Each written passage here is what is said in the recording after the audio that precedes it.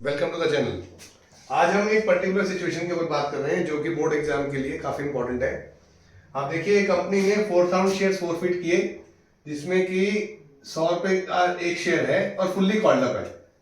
Fully called up है। Application money केवल 30 रुपए पर शेयर कंपनी को रिसीव हुई है इन शेयर्स के ऊपर। अभी उन्होंने बोला है बाय द कंपनी।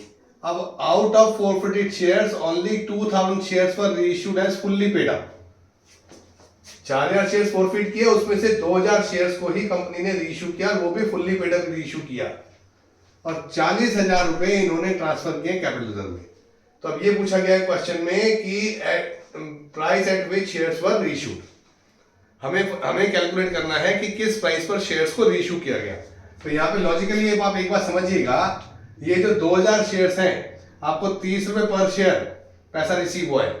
तो 4000 शेयर्स फोरफिट किए हैं, लेकिन 4000 शेयर्स पे अमाउंट रिसीव्ड 4000 शेयर्स पे अमाउंट रिसीव 30 शेयर्स के हिसाब से 1,20,000 रुपए बनता है। तो मैक्सिमम स्टूडेंट्स गलती क्या करते हैं, वो इसी के हिसाब से कैलकुलेट करते हैं। आपको क्या करना है, आपको इस बात पे ध्यान देना है कि आपने रीइश्यू कितने नंबर ऑफ शेयर्स को किया है। जितने नंबर ऑफ शेयर्स को रीइश्यू किया है, पहले आपको उस पर कैलकुलेट करना है कि उस पर अमाउंट कितना फोरफिट हुआ। तो आपको यहां पे बोला है 2000 शेयर्स फोरफिट किए, 2000 शेयर्स रीइश्यू किए। तो 2000 शेयर्स इशू किए, तो 2000 शेयर्स पे आपको 30 रुपीज के हिसाब से 60,000 रुपीज इशू रिसीव हुआ है, जो कंपनी ने फोरफिट किया हुआ है। क्लियर है बात ये। अब क्योंकि 60,000 रुपए कंपनी ने फोरफिट किया हुआ है, और फोरफिट में से कंपनी ने 40,000 रुपए, ये लिखा हुआ 40,000 रुपए कैपिटल में ट्रांसफर किए।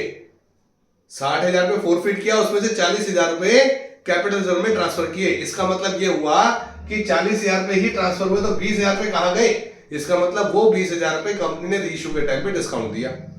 अब वो जो 20,000 रुपए कंपनी ने डिस्काउंट दिया, ठीक है, 2000 शेयर्स पे अगर हमने 20,000 रुपए का डिस्काउंट दिया है, तो कितना 10 रुपए पर शेयर का डिस्काउंट हो गया, नहीं हो गया।